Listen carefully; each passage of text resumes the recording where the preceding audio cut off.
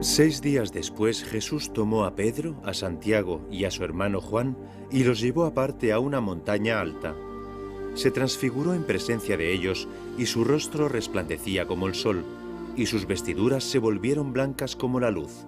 Y se les aparecieron Moisés y Elías, hablando con Jesús. Una colina de forma cónica se eleva, solitaria e imponente, en la llanura de Esdrelón.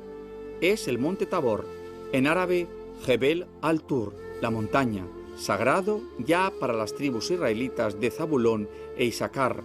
En este lugar, en una de las vistas más sugestivas de Galilea, la antigua tradición confirmada por Orígenes, al principio del siglo III, sitúa el episodio evangélico de la Transfiguración.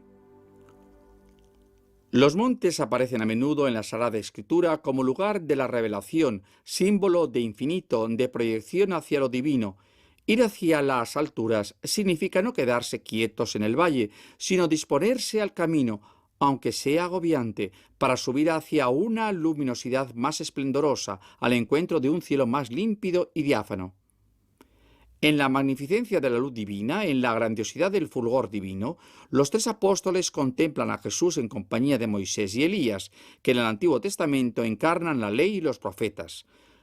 Moisés y Elías están junto a Jesús para indicar que en él se cumplen las antiguas profecías en la Biblia, y a él converge y se dirige toda la historia de la salvación. Pedro dijo a Jesús: Señor, qué bien estamos aquí. Si quieres, levantaré aquí mismo 3 tiendas, una para ti, otra para Moisés y otra para Elías. Casi como el cumplimiento de la instintiva propuesta de Pedro, en la cima del Tabor, en el encanto de una magnífica vista de las colinas y los valles de Galilea, se distinguen todavía hoy edificios de todas las épocas, un templo cananeo, al menos según algunos arqueólogos, las iglesias y monasterios cristianos, y también las fortalezas cruzadas y sarracenas. El anónimo peregrino de Piacenza atestigua en el año 570 la existencia de 3 basílicas bizantinas. Un siglo después, Arculfo encontró aquí una comunidad de monjes, una presencia atestiguada también por un documento del siglo XI que menciona el obispado de Tabor, que constaba de 4 iglesias. En el tiempo de la dominación latina, los benedictinos erigieron una abadía, provista de bienes y rentas por el príncipe Tancredo, y la protegieron de una muralla fortificada que, sin embargo, no la salvará de la furia del sultán al-Malik, que la derrumbó para edificar un bastión de defensa, cuya puerta del viento, Bab el-Awa, todavía hoy señala la entrada a la cima. Los cristianos volverán al monte aproximadamente un siglo después, construyendo un nuevo santuario, destruido a su vez por el sultán Bibars en 1263. El monte quedará abandonado durante más de 4 siglos, hasta la llegada de los franciscanos en 1631. Los frailes, desde la mitad del siglo XVIII, se dedicarán al estudio de las ruinas del pasado y ya en 1924 erigirán la basílica que conserva los restos de los edificios anteriores, la iglesia cruzada y la del siglo VI. El arquitecto Barluzzi, al construir la imponente basílica monumental que actualmente está a la vista de los peregrinos, quiso edificarla sobre los restos de la basílica cruzada, de la que quedan restos de mampostería en la cripta, podemos definirla también así, y que a su vez contiene los restos de la antigua basílica bizantina, de la que podemos ver mosaicos al lado de la actual basílica, con el ábside orientado hacia el este.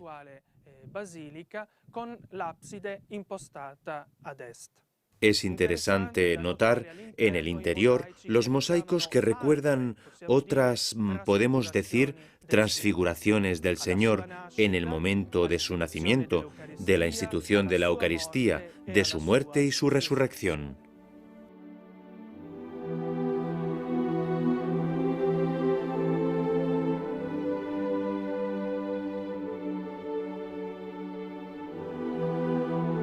Estaba diciendo estas cosas cuando se formó una nube y los cubrió con su sombra. Y al entrar en la nube se llenaron de temor. Y vino una voz desde la nube que decía: Este es mi Hijo, mi elegido, escuchadle. La voz del Padre desde la nube nos invita a escuchar al Hijo, denominado en este caso como el elegido, mientras que en el bautismo fue llamado el predilecto. El título El elegido recuerda el misterio al que Jesús se iba a enfrentar en Jerusalén, su muerte, pero también el cumplimiento de la voluntad del Padre. Esta es la invitación que a cada uno de nosotros nos llega desde este santuario, escuchar al Hijo predilecto, el elegido, porque Él nos ha dado a conocer el rostro del Padre y nos llama a cumplir en nuestra existencia la voluntad que Dios tiene sobre nosotros, aún en la dificultad.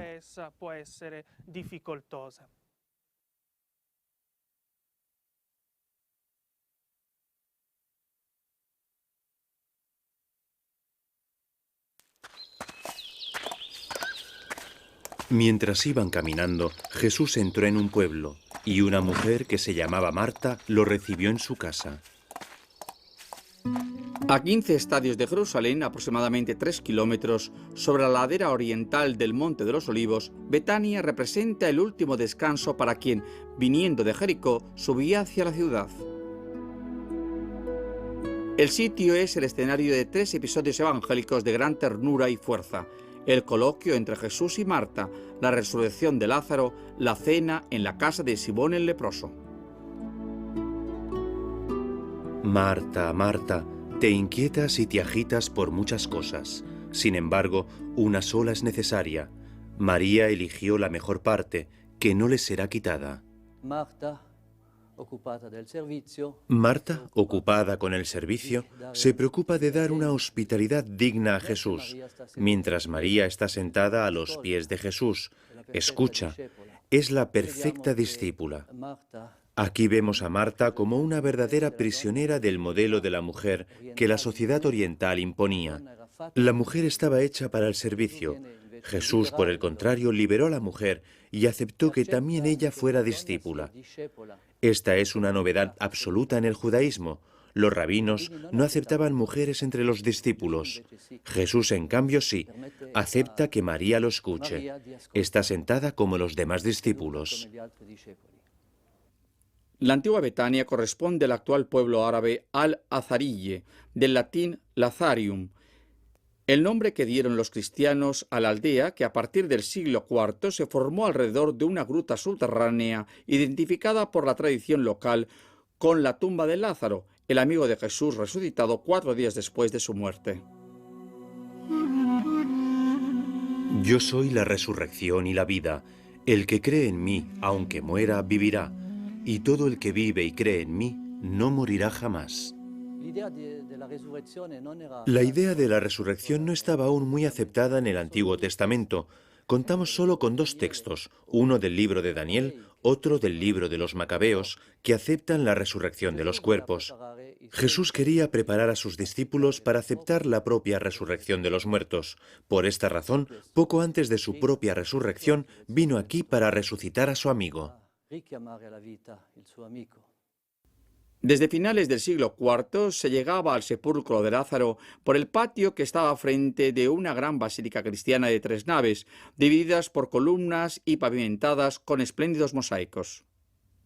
En el siglo VI, sobre el mismo trazado, pero un poco más al este, se construyó una nueva iglesia que conservaba las estructuras del primer edificio, que quedaron transformadas en atrio. Se mantuvo durante varios siglos y en el medioevo fue reforzada y embellecida con mosaicos y pinturas. En el siglo XII, por iniciativa de la reina Melisenda, los cruzados edificaron sobre la gruta de Lázaro, transformada en cripta, una nueva basílica de 3 naves, entregada a los ciudadanos de las monjas benedictinas, a cuya abadía pertenecía Ioveta, hermana de la reina.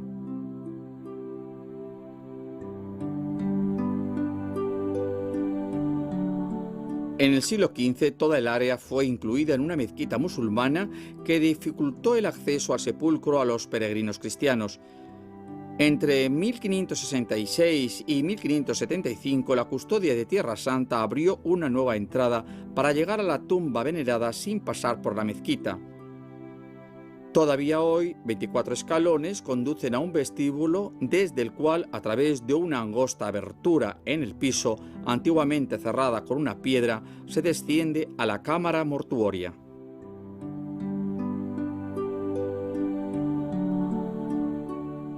María era la misma que derramó perfume sobre el Señor y le secó los pies con sus cabellos. Betania es también el sitio donde vivía Simón el leproso, que invitó a Jesús a cenar. Jesús aceptaba de buen grado la invitación a la mesa en casa de los fariseos. Estamos acostumbrados a ver en los fariseos solo a los enemigos de Jesús. En cambio, Jesús tenía muchos amigos también entre ellos y aceptaba su invitación. Y durante la cena vino una mujer con aceite perfumado y ungió los pies de Jesús. Los padres de la Iglesia, cuando comentan esta escena, decían: la casa es la Iglesia que debe llenarse del perfume de Jesús. El moderno santuario, edificado en 1954 por la Custodia de Tierra Santa, según proyecto del arquitecto Barluzzi, está concebido como un mausoleo funerario y contiene en parte los restos de las antiguas basílicas precedentes descubiertas por las excavaciones arqueológicas. El sugestivo encuentro entre la penumbra y la luz que inunda la cúpula hace nítida, radiante, perceptible la esperanza de la resurrección y de la vida que aquí nos entregaron las palabras de Jesús.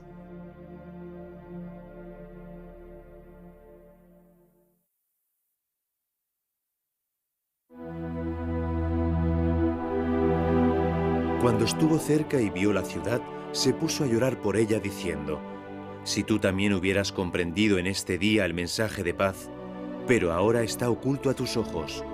Vendrán días desastrosos para ti, en que tus enemigos te cercarán con empalizadas, te sitiarán y te atacarán por todas partes.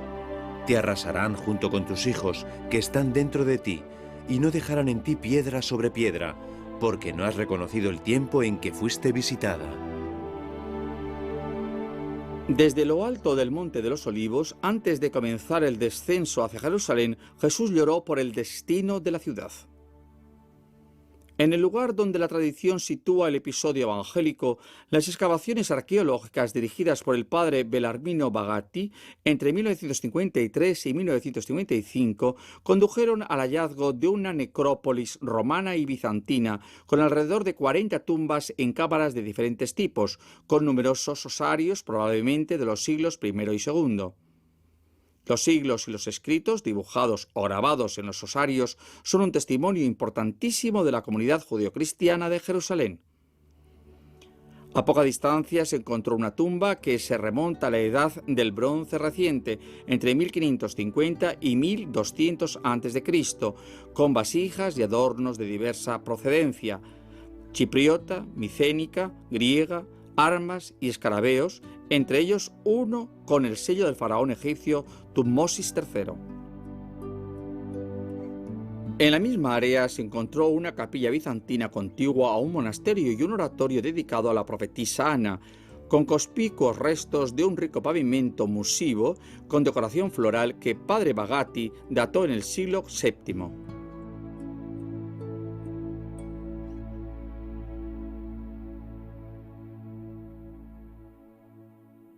Sobre estos restos, la Custodia de Tierra Santa construyó en 1954 la moderna capilla del Dominus Flevit.